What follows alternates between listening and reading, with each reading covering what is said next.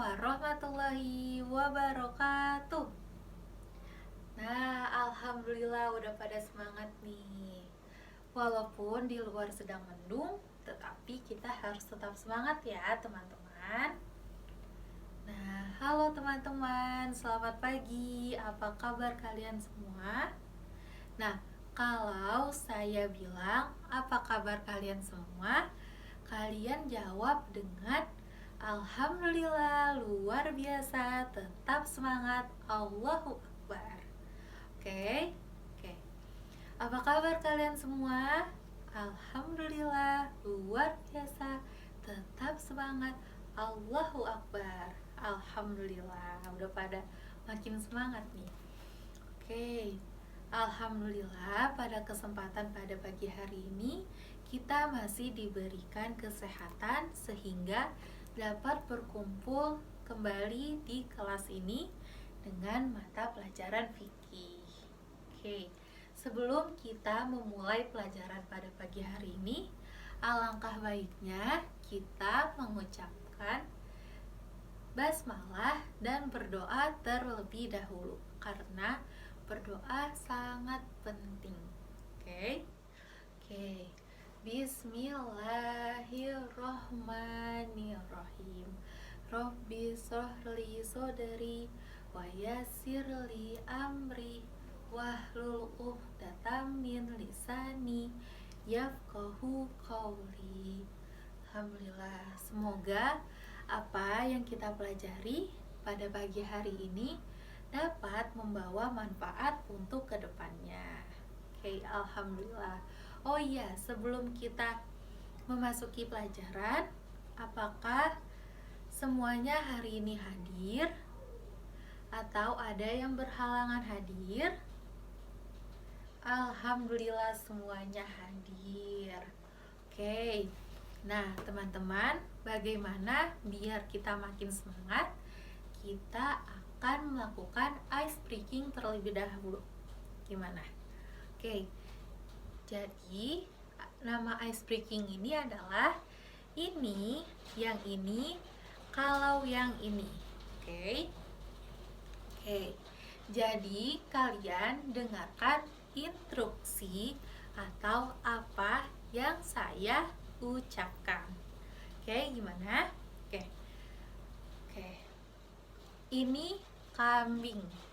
Yang ini kucing. Kalau yang ini tikus. Oke.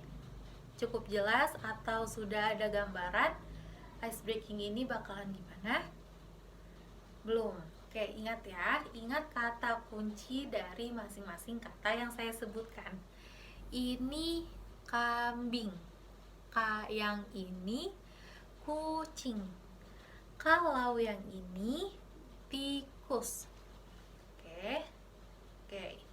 Ini. Nah, yang ini. Kalau yang ini.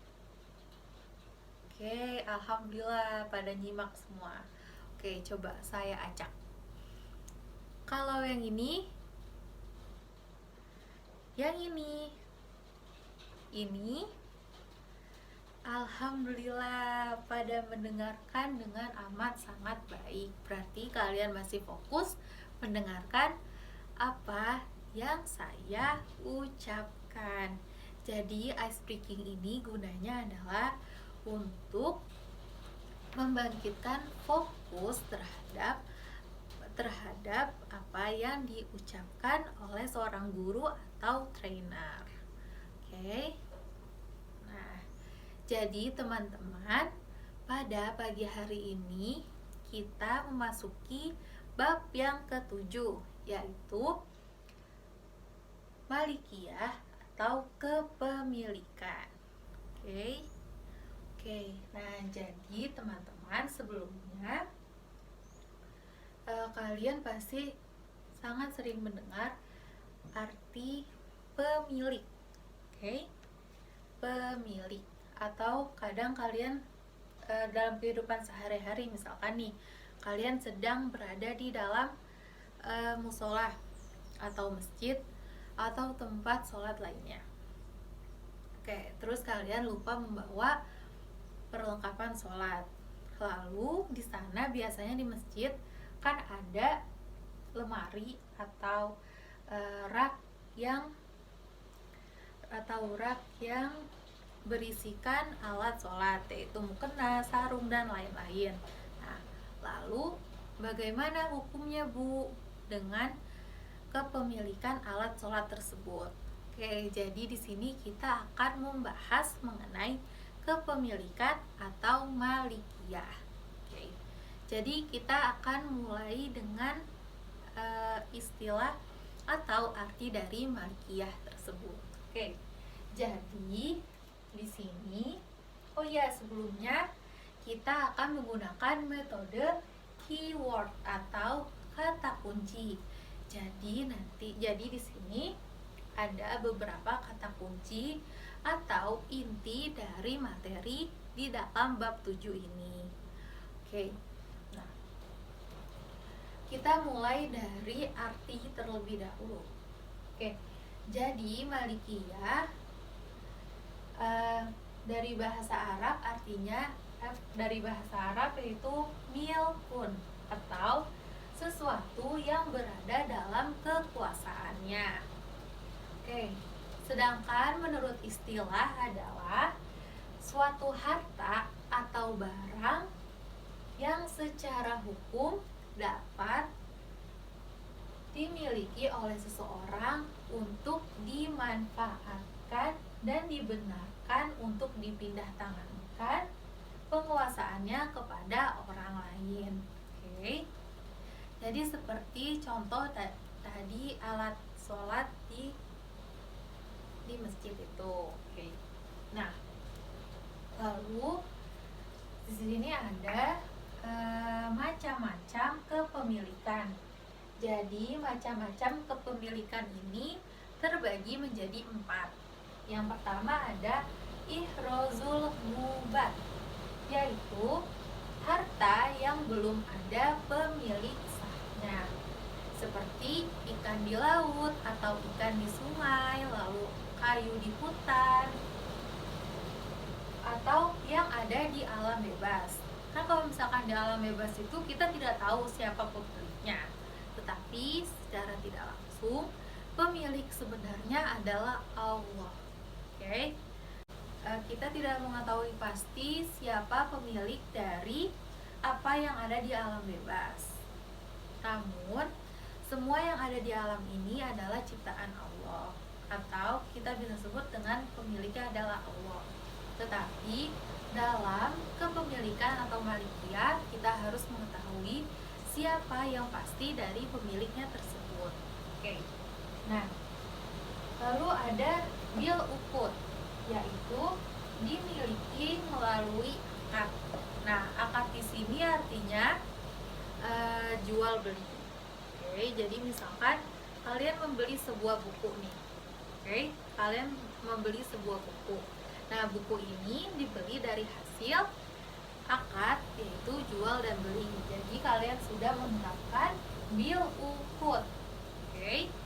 Nah, lalu ada bil khalafiyah atau karena warisan.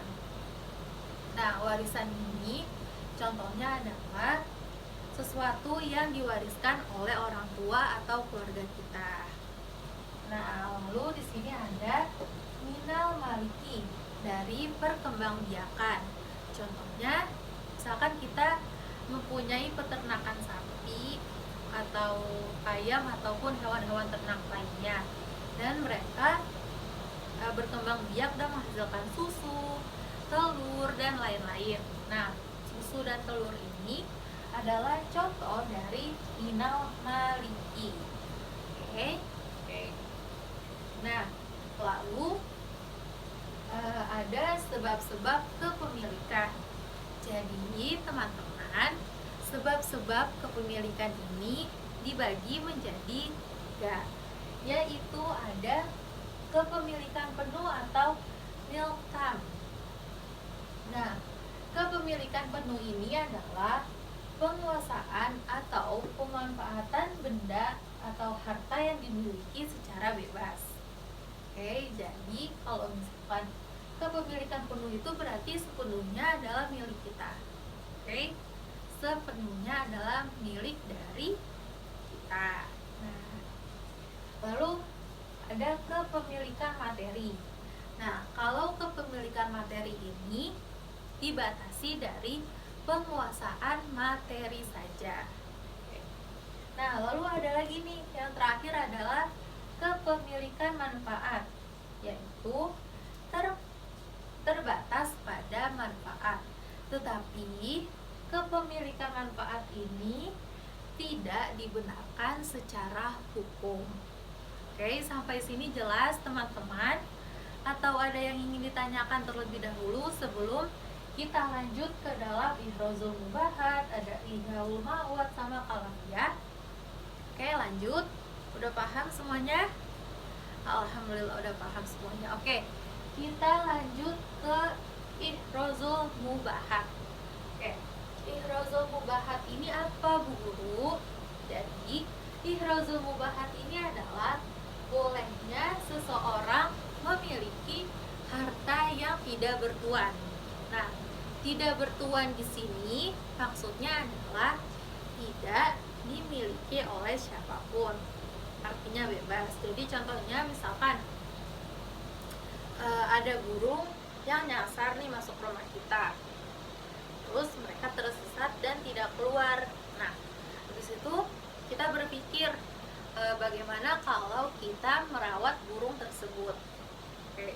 Nah, lalu kita merawat burung tersebut dan itu adalah contoh dari Ihrozul Mubahat.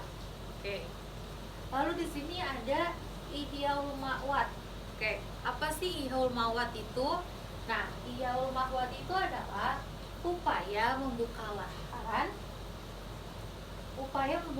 baru atas tanah yang belum jelas pemiliknya.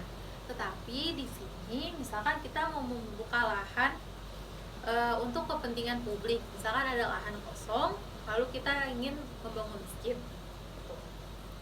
Oke.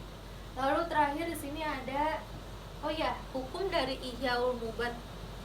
Hukum dari Ihyaul Ma'wad ini apa sih, Bu Guru? Oke, jadi hukum dari Ihyaul Ma'wad ini adalah mubah atau boleh. Ya. Oke. Lalu di sini ada Kalafiyah, yaitu bertempatnya seseorang atau sesuatu yang ditempatkan yang lama. Kalafiyah adalah bertempatnya seseorang atau sesuatu yang ditempatkan kepada yang lama dan sudah tidak memiliki haknya lagi. Misalkan seorang ahli waris yang meninggal dunia, oleh karena itu dia tidak memiliki hak lagi terhadap warisan tersebut. Oke. Nah, sebenarnya pada masing-masing ini masih ada macam-macam kepemilikan, sebab-sebab kepemilikan ini dibagi menjadi beberapa bagian lagi.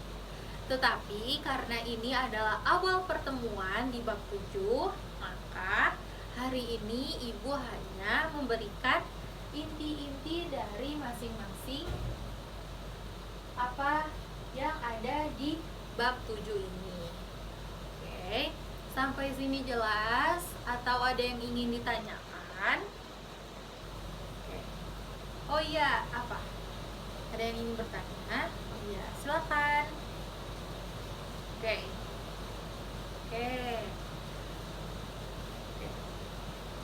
Jadi jika bertanya tentang hukum dari Ihyaul Ma'wad ini apa, Bu Guru? Oke. Nah, seperti yang tadi saya sudah jelaskan bahwa hukum dari Ihyaul Ma'wad ini adalah mubah. Kenapa mubah, Bu Guru? Karena untuk kepentingan masyarakat umum. Misalkan ada lahan kosong ingin dibangun masjid.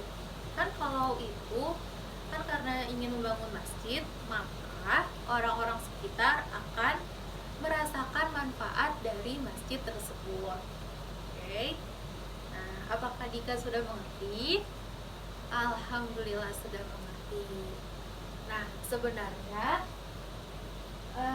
Malikiyah ini tidak hanya sampai di sini saja, tetapi ada nanti tentang akadnya. Oke. Nah, akad ini tadi disebutkan pada tadi itu akad dijelaskan di Bilqut. Oke. Nah, nanti di pertemuan selanjutnya kita akan membahas mengenai akad.